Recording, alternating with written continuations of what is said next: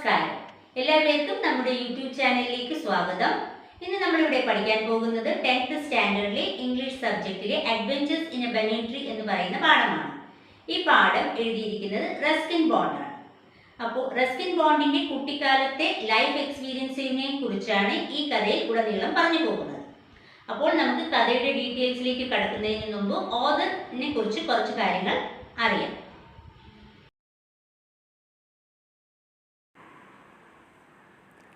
Ruskin Bond is an Indian author of British descent. His father was an officer at Royal Air Force. He wrote his first novel, The Room on the Roof, at the age of 17. It got John Llewellyn Rhys Prize in 1957. His first children's book was The Angry River. In 1992, he received the Sahitya Akademi Award for his short story collection, Our Trees Still Grow in Dera. He was awarded the Padma Shri in 1999 for his contribution to children's literature. He got the Lifetime Achievement Award in 2017. He now lives with his adopted family in Landonia, Missouri. ഇപ്പോൾ Ruskin bond ആണ് adventures in a ബനിയൻ ട്രീയുടെ author എന്ന് പറയുന്നത്. Ruskin bond ഒരു Indian ഓഥറാണ്, എന്നാൽ parents ബ്രിട്ടീഷുമായി ബന്ധപ്പെട്ടിരിക്കുന്നു. ഇദ്ദേഹത്തിൻ്റെ father ഒരു റോയൽ എയർഫോഴ്സിലെ ഓഫീസറാകുന്നു. അതേ കണക്ക് ഇദ്ദേഹത്തിൻ്റെ ഫസ്റ്റ് നോവൽ എന്ന് പറയുന്നത് the room on the roof. ഇദ്ദേഹം ഇത് 17ാമത്തെ വയസ്സിലാണ് എഴുതിയത്.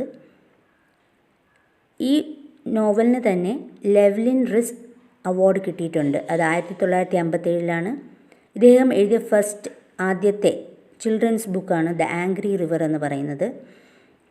ഇദ്ദേഹത്തിന് 1992 സാഹിത്യ അക്കാദമി അവാർഡ് കിട്ടിയിട്ടുണ്ട്.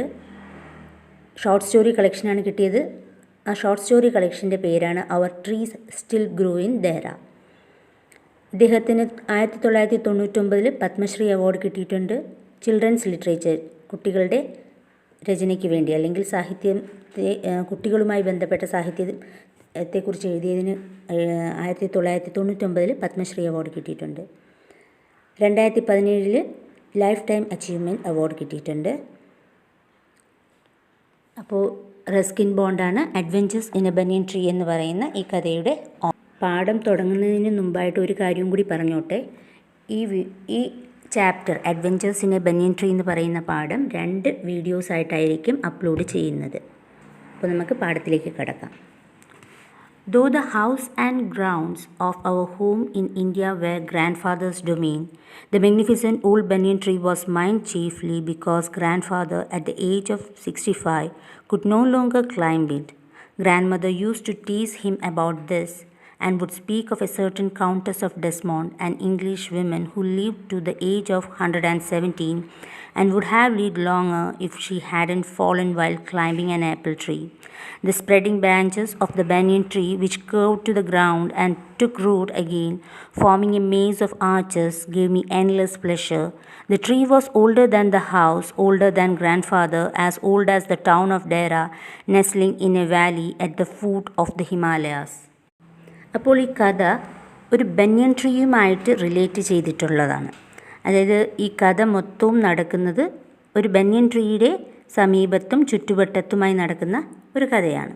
അപ്പോൾ നോക്കിക്കേ, though the house and grounds of our home in India were grandfather's domain, the magnificent old banyan tree was mine chiefly because grandfather at the age of 65 could no longer climb it. അപ്പോൾ പറയുന്നത് ഈ വീടും മുറ്റവും, ഗ്രൗണ്ടും വീടും അതിനോടനുബന്ധിച്ചുള്ള മുറ്റവും എല്ലാം നമ്മുടെ മുത്തച്ഛൻ്റെ അധീനതയിലായിരുന്നു. എങ്കിൽ പോലും ആ ഓൾഡ് ബനിയൻ ട്രീ, ആ ബനിയൻ ട്രീ എന്ന് പറയുന്നത് എൻ്റേതായിരുന്നു. മുത്തച്ഛൻ 65 വയസ്സുണ്ടെങ്കിലും ഈ ബനിയൻ ട്രീയിലോട്ട് കയറാനുള്ള ഒരു പ്രായമല്ലായിരുന്നു, അല്ലെങ്കിൽ അതിന് കഴിയില്ലായിരുന്നു. അതുകൊണ്ട് തന്നെ ഗ്രാൻഡ് മദർ ഇത് പറഞ്ഞ് കളിയാക്കുകയും ചെയ്തിട്ടുണ്ട്. ഒരു countess of Desmond, an English woman who lived to the age of 117 and would have no longer lived if she hadn't fallen while climbing an apple tree. അതായത് ഡെസ്മോണ്ട് എന്ന് പറയുന്ന ഒരു സ്ഥലത്തെ ഒരു കൗണ്ടസ് ഉണ്ടായിരുന്നു, ഒരു ഇംഗ്ലീഷ് വിമൻ. അവർ 117 വയസ്സ് വരെ പൂർണ്ണ ആരോഗ്യത്തോടെ ജീവിച്ചു വന്നിരുന്നു. അവർ അതിൽ കൂടുതൽ കാലവും ജീവിച്ചേനെ. കാരണം അവർ മരണപ്പെട്ടു. കാരണം എന്താ? അവർ ആ പ്രായത്തിൽ അവർക്കൊരാഗ്രഹം വന്നു. എന്താ? Would have live longer if she hadn't fallen while climbing an apple tree. അവരെന്ത് ചെയ്തു? അവർക്ക് ആ 117-ാം വയസ്സെത്തിയപ്പോൾ അവർക്കൊരാഗ്രഹം വന്നു ആപ്പിൾ ട്രീയുടെ മുകളിൽ കയറണമെന്ന്. ആ ആപ്പിൾ ട്രീയിൽ കയറുകയും അതിൽ നിന്ന് വീഴുകയും ചെയ്തിട്ടാണ് അവർ മരണമടഞ്ഞത്. ഇവിടെ ഓതർ പറഞ്ഞാൽ ഈ സ്പ്രെഡിങ് ബ്രാഞ്ചസ്, അതായത് ഈ ബനിയൻ ട്രീയുടെ പടർന്നു കിടക്കുന്ന കൊമ്പുകൾ അതിൽ നല്ല കേർവ്ഡായിട്ട് നല്ല വളഞ്ഞിരിക്കുന്ന അത് ഗ്രൗണ്ട് വരെ അല്ലെങ്കിൽ അത് ഗ്രൗണ്ട് വരെ താഴ്ന്ന് നീക്കത്തക്ക രീതിയിലുള്ള അതിൻ്റെ ബ്രാഞ്ചസും അതെല്ലാം ഈ ഓതറിന് അല്ലെങ്കിൽ ഈ റൈറ്ററിന് വളരെയധികം സന്തോഷം കൊടുത്തിരുന്നു. ഈ മരമെന്ന് പറയുന്നത് ഇവിടെ നിൽക്കുന്ന വീടിനെക്കാട്ടിലും വയസ്സുള്ളതാണ്. എൻ്റെ മുത്തച്ഛൻ്റെയും കാട്ടിലും വയസ്സുള്ളതാണ്. ഒരു പക്ഷേ ചിലപ്പോൾ ഞാൻ താമസിക്കുന്ന ഈ നഗരം, ദെഹ്റയാണ് ജീവിക്കുന്ന നഗരം, അവിടെ ആ സ്ഥലത്തിൻ്റെയും കാട്ടി പ്രായമുള്ള ഒരു മരമാണ് ഈ ബനിയൻ ട്രീ എന്ന് പറയുന്നത്. ഈ ബനിയൻ ട്രീ നിൽക്കുന്നത് എവിടെയാണ്? At the foot of Himalayas. അപ്പോൾ ഹിമാലയാസിൻ്റെ ആ പ്രദേശത്ത്, ഹിമാലയൻ റീജിയനിലെ ആ പ്രദേശത്തിന് അടുത്തായിട്ട് ദെഹ്റ എന്ന് പറയുന്ന സ്ഥലത്ത് ഒരു ബനിയൻ ട്രീ ഉണ്ട്. അതിന് നല്ല പ്രായമുണ്ട്. My first friend and familiar was a small grey squirrel, arching his back and sniffing into the air. He seemed at first to resent my invasion of his privacy, but when he found that I did not arm myself with a catapult or air gun, he became friendlier. And when I started leaving him pieces of cake and biscuits, he grew bolder and finally became familiar enough to take food from my hands. My first friend and familiar was a small grey squirrel. അപ്പോൾ ഇവിടെ എന്താ പറയുന്നത്? എൻ്റെ ആദ്യത്തെ കൂട്ടുകാരൻ എന്ന് പറയുന്നത്, അല്ലെങ്കിൽ ഞാൻ ഏറ്റവും പരിചയപ്പെട്ട ഒരു വ്യക്തി എന്ന് പറയുന്നത് ഒരു സ്മോൾ ഗ്രേ സ്ക്വിറലാണ്. ഒരു കുഞ്ഞ് ഗ്രേ കളറിലുള്ള ഒരു ചാരനിറത്തിലുള്ള ഒരു അണ്ണാനെയാണ് ഞാൻ ആദ്യമായിട്ടിവിടെ കൂട്ട് ആകുന്നത്. Arching his back and sniffing into the air he seemed at first to resent my invasion of his privacy. ആദ്യമൊന്നും ഈ അണ്ണാൻ തന്നോട്, ഈ ഓതറിൻ്റെ കൂട്ടുകൂടാൻ വിസമ്മതിച്ചിരുന്നു. ആദ്യമൊക്കെ അതിനൊരു പേടിയായിരുന്നു. പക്ഷേ but when he found that I did not arm myself with a catapult or air gun he became friendlier. അപ്പോൾ എന്നും കണ്ടുള്ള പരിചയത്തിൽ അണ്ണാന് മനസ്സിലായി എന്താണ്, ഈ ഓതറിൻ്റെ കയ്യിൽ അല്ലെങ്കിൽ ഈ റൈറ്ററിൻ്റെ കയ്യിൽ ഒരു അണ്ണാനെ ഉപദ്രവിക്കാനായിട്ടുള്ള സാധനങ്ങളൊന്നുമില്ല, അല്ലെങ്കിൽ കല്ല് എറിയാനോ അല്ലെങ്കിൽ എയർ ഗണ്ണോ അല്ലെങ്കിൽ തോക്കോ ഒന്നുമില്ല എന്ന് മനസ്സിലായതോടു കൂടിയായിരിക്കണം എന്ത് ചെയ്തു, ഈ അണ്ണാൻ ഈ ഓതറിൻ്റെ കൂടെ കൂട്ടാവാൻ തുടങ്ങി. And when I started leaving him pieces of cake and biscuits, he grew bolder and finally became familiar enough to take food from my hands. അപ്പോഴെന്താണ്, പിന്നെ ചെല്ലുമ്പോൾ ഞാൻ ഓരോ കഷ്ണം കേക്കോ ബിസ്ക്കറ്റ്സോ ഒക്കെ കൊണ്ട് അണ്ണാന് കൊടുക്കുമായിരുന്നു. അപ്പോൾ കുറച്ചുകൂടി അതിന് ധൈര്യവും അതിന് കുറച്ചുകൂടി പരിചയവുമാവാൻ തുടങ്ങി. പിന്നെ വന്ന് അണ്ണാൻ തന്നെ എൻ്റെ കയ്യിൽ നിന്നും ആഹാരം വാങ്ങിച്ചു പോകത്തക്ക രീതിയിലുള്ള പരിചയവും ഫ്രണ്ട്ലിനെസ്സും ഒക്കെ വന്നു തുടങ്ങി. Before long, he was delving into my pockets and helping himself to whatever he could find. He was a very young squirrel, and his friends and relatives probably thought him headstrong and foolish for trusting a human. അപ്പോൾ എന്താ, before long he was delving into my pockets and helping himself to whatever he could find. അപ്പോൾ അധികം താമസിക്കാതെ തന്നെ ഈ അണ്ണാൻ വളരെയധികം കൂട്ടായി എൻ്റെ അടുത്ത്. പിന്നെ എന്നും ഞാൻ ബനിയൻ ട്രീയിലോ അവിടെ ചെല്ലുമ്പോൾ എന്താ സംഭവിക്കുന്നത്, ഈ സ്ക്വിറൽ എന്നും വന്ന് എൻ്റെ പോക്കറ്റിൽ സെർച്ച് ചെയ്യും. He was delving into my pocket. Delving എന്ന് വെച്ചാൽ സെർച്ച് ചെയ്യുക, വന്ന് തിരഞ്ഞു നോക്കുക. എന്തെങ്കിലും കഴിക്കാനുണ്ടോ, അല്ലെങ്കിൽ ഉണ്ടെങ്കിൽ തന്നെ അവൻ അത് കണ്ടുപിടിച്ചെടുത്തുകൊണ്ട് പോവുകയും ചെയ്യുമായിരുന്നു. To whatever he could find. He was a very young squirrel. ഏറ്റവും പ്രായം കുറഞ്ഞ ഒരു സ്ക്വിറലാണിത്. അതുകൊണ്ട് തന്നെ and his friends and relatives, അവൻ്റെ മുതിർന്ന കൂട്ടുകാരും അവൻ്റെ ബന്ധുക്കളും ഒക്കെ പറഞ്ഞിട്ടുണ്ടാകാം. പ്രോബബ്ലി തോട്ട് അല്ലെങ്കിൽ ചിന്തിച്ചിട്ടുണ്ടാകാം. Probably thought him headstrong, ഇവനൊരു മണ്ടനാണ് അല്ലെങ്കിൽ ഒരു ഹെഡ് സ്ട്രോങ്, ഒരു തൻ്റേടിയാണ് എന്നുള്ളത് ഇവനൊരു കിട്ടിയ ഒരു ക്യാപ്ഷൻ. അവനൊരു കാരണം എന്താണ്, ഈ യങ് സ്ക്യൂറൽ ഒരു മനുഷ്യനുമായിട്ടാണ് തൻ്റെ കൂടിയിരിക്കുന്നത് അല്ലേ. അപ്പോൾ അതുകൊണ്ട് തന്നെ ഇവൻ്റെ മറ്റ് കൂട്ടുകാരും റിലേറ്റീവ്സും ഒക്കെ പറയുന്നത് എന്താണ്, ഇവനൊരു തൻ്റേടിയും മരമണ്ടനും ആണ്, അതുകൊണ്ടാണ് ഒരു മനുഷ്യനുമായിട്ട് കൂട്ടുകൂടുന്നതെന്ന്. In the spring, when the banyan tree was full of small red figs, birds of all kinds would flock into its branches. The red-bottomed bulbul, cheerful and greedy, gossiping rosy pastors and parrots and crows, squabbling with each other all the time. During the fig season, the banyan tree was the noisiest place on the road. അപ്പോൾ എന്താണ്, വസന്തകാലം വരുമ്പോൾ ഈ ബനിയൻ ട്രീയിൽ നല്ല പഴങ്ങൾ പിടിക്കും. Fig എന്ന് പറയുന്ന പഴങ്ങൾ ഈ ബനിയൻ ട്രീയിൽ പിടിച്ചു നിൽക്കും. അപ്പോൾ എന്താണ്, പല തരത്തിലുള്ള അല്ലെങ്കിൽ പല ജാതിയിൽപ്പെട്ട പക്ഷികളെല്ലാം കൂടി ഈ മരത്തിൻ്റെ ചില്ലിൽ അല്ലെങ്കിൽ ശാഖയിലൊക്കെ വന്ന് ഇരിക്കാൻ തുടങ്ങും. അതിൽ പല തരത്തിൽ പക്ഷികളുണ്ട്. ഏതൊക്കെയാണ്? റെഡ് ബോട്ടംഡ് ബുൾബുളുണ്ട്, ഭയങ്കര ഗോസിപ്പിംഗ് റോസി പാസ്റ്റേഴ്സ് ഉണ്ട്, പാരറ്റ്സ് ഉണ്ട്, ക്രോസ് ഉണ്ട്. ഇവരെല്ലാം കൂടി ഈ മരത്തിൻ്റെ മുകളിൽ വന്നിരുന്ന് ചലിച്ചുകൊണ്ടിരിക്കും. സ്ക്വാബ്ലിംഗ് എന്ന് വെച്ചാൽ ആ പക്ഷിയുടെ ഭാഷയിൽ പറയുന്ന സംസാരത്തെയാണ്.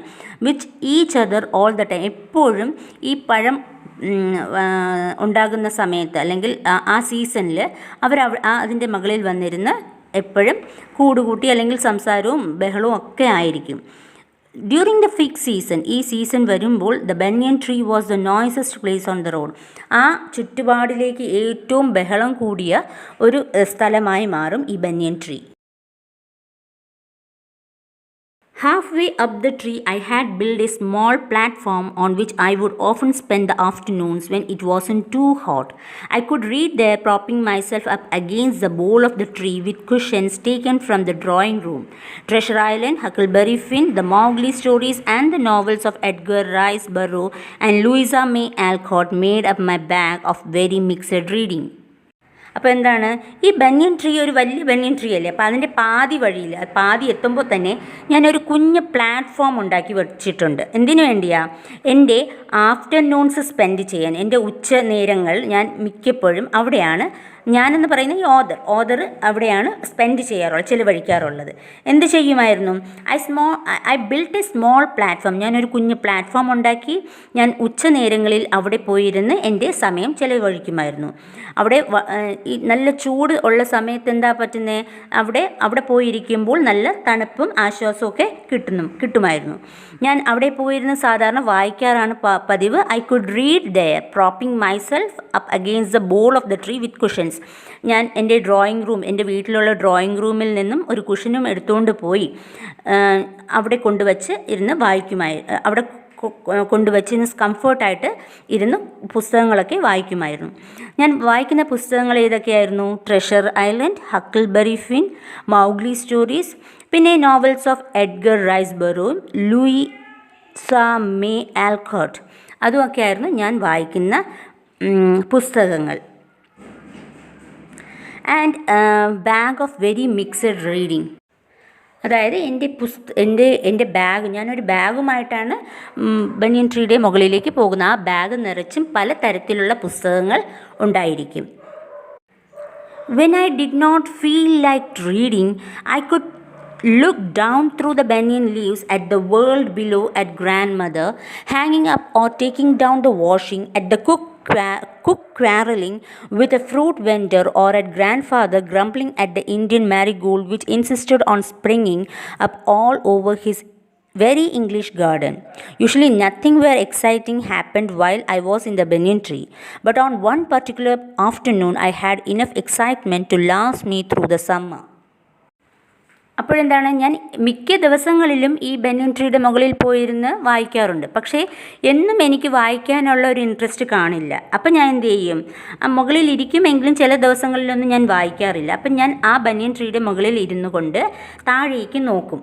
അപ്പം ഞാൻ എന്താ കാണുന്നത്, ഗ്രാൻഡ് മദർ അവിടെ തുണികൾ കഴുകുന്നതും അല്ലെങ്കിൽ കുക്ക് ചെയ്യുന്ന ആഹാരം പാകം ചെയ്യുന്നതും, ചിലപ്പോൾ കടക്കാരും പഴങ്ങൾ വിൽക്കുന്ന കടക്കാരുമായിട്ട് വഴക്കുണ്ടാക്കുന്നതും ഒക്കെ കാണും.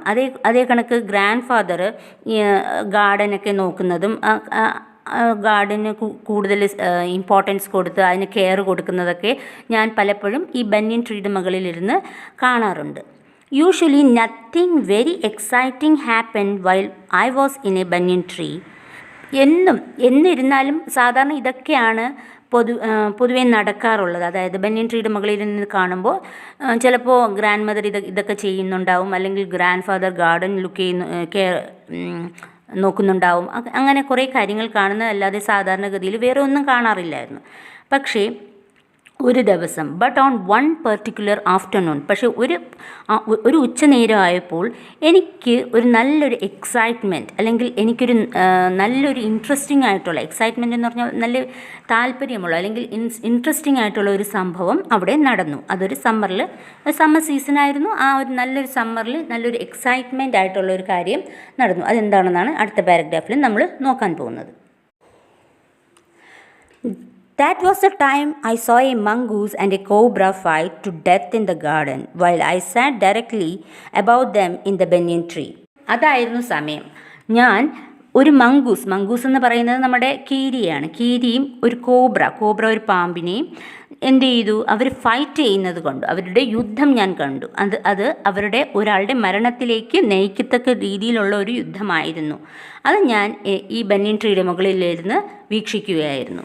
It was an April afternoon and the warm breezes of approaching summer had sent everyone, including grandfather, indoors. I was feeling drowsy myself and was wondering if I should go to the pond behind the house for a swim, when I saw a huge black cobra gliding out of a clump of cactus and making for some cooler part of the garden. At the same time, a mongoose, whom I had often seen, emerged from the bushes and went straight for the cobra. അപ്പോൾ എന്താ സംഭവിച്ചത്? ഒരു April afternoon ആണിത്.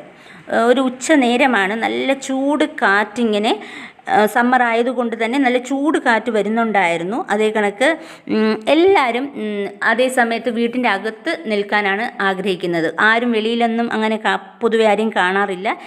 മിക്ക പേരും വീടിനകത്ത് ഇരിപ്പാണ്. ഈ ചൂടിന് കാരണം വെളിയിലിറങ്ങാതെ നിൽക്കുകയാണ്. അപ്പോൾ ഞാനും കുറേയൊക്കെ ഉറക്കം വരുന്ന രീതിയിൽ, എനിക്ക് നല്ല മയക്കം വരുന്ന രീതിയിലൊക്കെ തോന്നിയത് കൊണ്ട് ഞാൻ ഒന്ന് പോയി കുളത്തിൽ പോയി കുളിച്ചാലോ എന്ന് വരെ ഞാൻ ഒന്ന് ആലോചിക്കുകയായിരുന്നു, ചിന്തിക്കുകയായിരുന്നു. അതിങ്ങനെ ചിന്തിച്ചുകൊണ്ടിരിക്കുന്ന സമയത്താണ് ഞാൻ ഒരു ബ്ലാക്ക് കോബ്രയെ കാണുന്നു. ഒരു വലിയ ബ്ലാക്ക് കോബ്ര, ഒരു പാമ്പ്. അത് ഇങ്ങനെ മുൾച്ചെടി, gliding out of a clump of cactus എന്താണ്? മുൾച്ചെടിയാണ് കേട്ടോ. മുൾച്ചെടിയുടെ ഇടയിൽ കൂടി ഇങ്ങനെ ഗ്ലൈഡ് ചെയ്ത് ഒഴുകി ഇങ്ങനെ വരികയാണ്. For some cooler part of the garden. ഇത് നല്ല ചൂടും നല്ല ഉഷ്ണവുമായതുകൊണ്ട് മൃഗങ്ങൾക്ക് പോലും കുറച്ച് തണുപ്പ് കിട്ടാനായിട്ട് അവർ തണുത്ത സ്ഥലങ്ങളിലോട്ട് മാറാനായിട്ടുള്ളൊരു പുറപ്പാടിലാണ് ഇരിക്കെ ഞാൻ കാണുന്നത്. അപ്പോൾ അറ്റ് ദ സെയിം ടൈം, അതേ സമയത്ത് തന്നെ ഒരു മംഗൂസ്, നമ്മുടെ ഒരു കീരി എന്ത് ചെയ്തു, അതിൻ്റെ ആ മുൾച്ചെടി അല്ലെങ്കിൽ കുറ്റിച്ചെടികൾ എല്ലാം കൂടി നിൽക്കുന്ന അതിൻ്റെ ഇടയിൽ നിന്നും ഒരു കീരി ഇങ്ങനെ പുറത്തോട്ട് വന്നു. അത് നേരെ ചെന്നത് ആരുടെ അടുത്തോട്ടാണ്? ഈ കോബ്രയുടെ അടുത്തോട്ടായിരുന്നു. In a clearing beneath the tree in bright sunshine, they came face to face. Cobra knew only too well that the grey mongoose, 3 feet long, was a superb fighter, clever and aggressive. But the cobra was skillful and experienced fighter too. He could move swiftly and strike with the speed of light, and the sacs behind his long, sharp fangs were full of deadly venom. നല്ല ഉച്ച സമയമാണ്, നല്ല ചൂടുള്ള സമയമാണ്, നല്ല വെളിച്ചമുള്ള സമയമാണ്. ആ സമയത്താണ് ഈ കോബ്രയും ഈ കീരിയും കൂടെ മുഖാമുഖം വന്ന് ഇങ്ങനെ അടികൂടാനായിട്ട് നിൽക്കുന്നത്. Cobra knew only too well that the grey mongoose, 3 feet long, was a super fighter, clever and aggressive.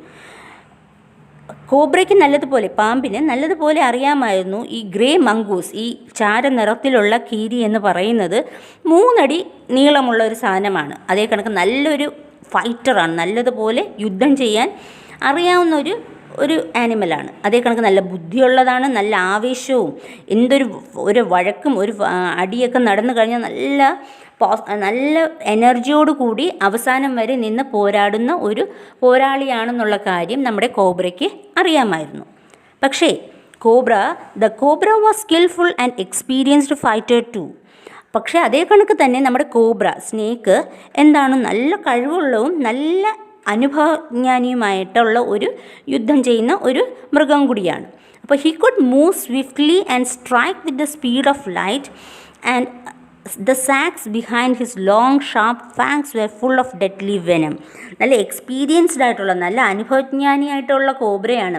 അതിന് എപ്പോൾ മൂവ് ചെയ്യണം, അല്ലെങ്കിൽ എപ്പോൾ കൊത്തണം, അല്ലെങ്കിൽ എപ്പോൾ എന്ത് ചെയ്യണം എന്നുള്ളത് നല്ല സ്പീഡ് ഓഫ് ലൈറ്റ് എന്ന് പറയുന്നത് നമ്മൾ സെക്കൻഡ്സ് എത്രയെങ്കിലും കുറഞ്ഞ സമയം കൊണ്ട്, അതായത് സെക്കൻഡ്സിൻ്റെ പോലും ആവശ്യമില്ലാത്ത രീതിയിലുള്ള ആ വേഗത്തിൽ ഈ പാമ്പിന് മൂവ് ചെയ്യാനും കൊത്താനും സ്ട്രൈക്ക് ചെയ്യാനും ഒക്കെ ഉള്ളൊരു കഴിവുണ്ട്. നമ്മൾ വിചാരിക്കുന്നതിന് മുമ്പ് അതിന് ആക്ഷൻ എടുക്കാനുള്ളൊരു കഴിവ് നമ്മുടെ കോബ്രയ്ക്കുണ്ട്.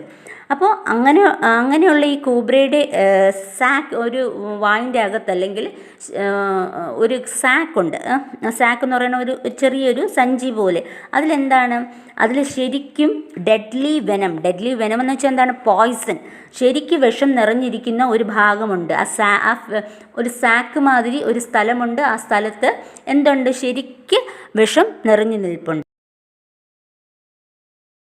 It was to be a battle of champions. Hissing defiance, his forked tongue darting in and out, the cobra raised 3 of his 6 feet off the ground and spread his broad spectacled hood. The mongoose bushed his tail, the long hair on his spine stood up. In the past, the very thickness of his hair had saved him from bites that would have been fatal to others. ഈ യുദ്ധം ഒരു ചാമ്പ്യനെ തിരഞ്ഞെടുക്കുന്ന രീതിയിലുള്ള ഒരു യുദ്ധമായി മാറാൻ പോവുകയാണ്. Hissing ഡീഫിയൻസ് എന്ന് വെച്ചാൽ എന്താണ്? റെബല്യസ്, നല്ല പോരാളിയാണ്. ഫോർക്ക്ഡ് ടങ്, അതിൻ്റെ ഈ കോബ്രയുടെ നാക്ക് ശ്രദ്ധിച്ചിട്ടുണ്ട്, നല്ല സ്പ്ലിറ്റഡ് ആയിട്ടുള്ള നല്ല നേർത്ത നാക്കാണ് അല്ലേ. അത് എനിക്ക് ഡാർട്ടിങ് ഇൻ ആൻഡ് ഔട്ട്, എപ്പോഴും പുറത്തോട്ടിടുകയും അകത്തോട്ടിടുകയും ഇങ്ങനെ ചെയ്തുകൊണ്ടിരിക്കും, കണ്ടിന്യൂസ് ആയിട്ട്, അല്ലെങ്കിൽ നിരന്തരം ഇങ്ങനെ ചെയ്തുകൊണ്ടിരിക്കും.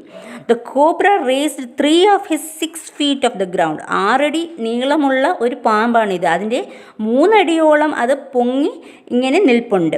And spread the broad spectacled hood, അതിൻ്റെ ശരീരം മൊത്തം നല്ല വിടർന്ന് നല്ല രീതിയിൽ ഇങ്ങനെ 3 അടിയോളം പൊങ്ങി ഇങ്ങനെ നിലത്തിങ്ങനെ നിൽപ്പുണ്ട്. The mongoose bushed his tail. അപ്പോൾ ഇത് യുദ്ധപ്പുറപ്പാട്, യുദ്ധം തുടങ്ങാൻ പോകുന്നു എന്നുള്ളതിനുള്ള മുന്നറിയിപ്പാണ്.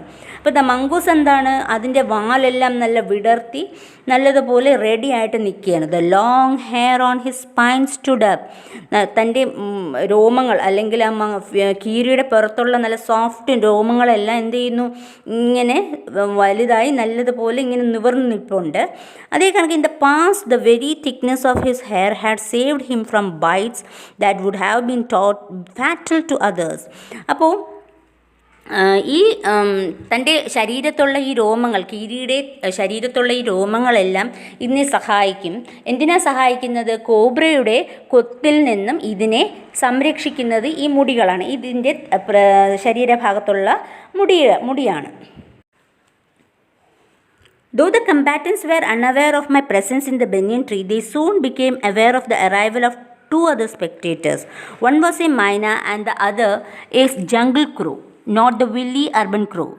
They had seen these preparations for battle and had settled on the cactus to watch the outcome. Had they been content only to watch, all would have been well with both of them. അപ്പോൾ എന്താണ്ട്? Though the കമ്പാറ്റൻസ്, 2 പേരും കൂടെ അടികൂടാനായിട്ട് ഇരിക്കുകയാണ്. പക്ഷേ ഇവർക്കറിയില്ല ഞാൻ ഈ ബനിയൻ ട്രീയുടെ മുകളിൽ, ഞാനെന്ന് പറയുന്ന ഈ റൈറ്റർ അല്ലെങ്കിൽ ഓദർ ഈ ബനിയൻ ട്രീയുടെ മുകളിൽ ഇരുന്ന് ഇങ്ങനെ ഇത് വീക്ഷിച്ചുകൊണ്ടിരിക്കുകയാണെന്നുള്ള കാര്യം ഈ 2 യുദ്ധക്കാർ അറിയുന്നില്ല. അതേ കണക്ക് ദേ സൂൺ ബിക്കേം അവെയർ. പക്ഷേ ഇവർ അടുത്ത് വേറെ ആരോ വന്നു, ഇവരുടെ യുദ്ധത്തിൻ്റെ കാഴ്ചകൾ കാണാനായിട്ട് വേറെ 2 പേര് എത്തിയിട്ടുണ്ടായിരുന്നു. അവരെക്കുറിച്ച് അവർക്ക് പെട്ടെന്ന് അവർക്ക് ബോധം വന്നു. അല്ലെങ്കിൽ എന്താണെന്ന് വെച്ചാൽ ആരൊക്കെയാണ് വന്നത്? വൺ വാസ് എ മൈന, ഒരു മൈനയും വന്നു. അതേ കണക്കിന് ഒരു കാട്ടിലെ ക്രോ, അത് സാധാരണ കാണുന്ന ക്രോയല്ല, ഇത് കാട്ടുകളിൽ വളരുന്ന ഒരു യുദ്ധത്തിന് ഇങ്ങനെ തയ്യാറെടുത്തുകൊണ്ടിരിക്കുകയാണ്. അതേ കണക്ക് ഈ വന്ന സ്പെക്ടേറ്റേഴ്സ്, കാഴ്ചക്കാർ, അതായത് മൈനയും ക്രോയും കാക്കയും കൂടി ഈ കാക്ടസ് മുൾച്ചെടിയുടെ പുറത്തിരുന്ന് ഈ കാഴ്ചകളെല്ലാം കാണാൻ തുടങ്ങി. Had they been content only to watch, all would have been well with both of them. അപ്പോൾ ഇനി എന്തൊക്കെയാണ് നടക്കാൻ പോകുന്നത്, ആ യുദ്ധത്തിൻ്റെ ഇടയിലും ഈ മൈനയുടെയും ക്രോയുടെയും റോൾ എന്തൊക്കെയാണെന്നുള്ളത് നമുക്ക് ഇനിയുള്ള പാഠഭാഗങ്ങളിൽ കാണാം. The cobra stood on the defensive, swaying slowly from side to side, trying to mesmerize the mongoose into the making a false move. But the mongoose knew the power of his opponent's glassy, unwinking eyes and refused to meet them. അപ്പോൾ the cobra stood on the defensive, swaying slowly from side to side. അപ്പോൾ cobra തന്നെ രക്ഷിക്കാൻ വേണ്ടി ഈ mongoose കീരിയുടെ അറ്റാക്കിൽ നിന്നും സ്വയം രക്ഷപ്പെടാനായിട്ട് സൈഡിൽ അങ്ങോട്ടും ഇങ്ങോട്ടുമൊക്കെ മാറി മാറി സൈഡായിട്ട് മാറിക്കൊണ്ടിരിക്കുകയാണ്. അതേ സമയത്ത് തന്നെ ഈ കീരിയെ തൻ്റെ അടുത്തോട്ട് ആകർഷിക്കാനും കൂടി ഉള്ളൊരു ശ്രമം നടക്കുന്നുണ്ട്.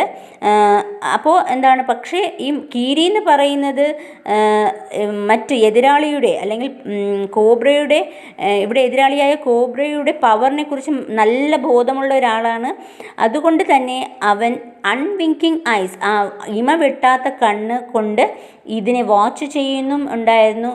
അതേ കണക്ക് തന്നെ ഇതിൻ്റെ അടുത്തോട്ട് പോകാതെ അതിനെ നല്ല സൂക്ഷ്മതയോടെ നിരീക്ഷിച്ചു കൊണ്ടിരിക്കുകയും ചെയ്യുകയായിരുന്നു ഈ കീരി. രണ്ടുപേരും ഒന്നിനൊന്ന് മെച്ചപ്പെട്ട പോരാളികളായിരുന്നു.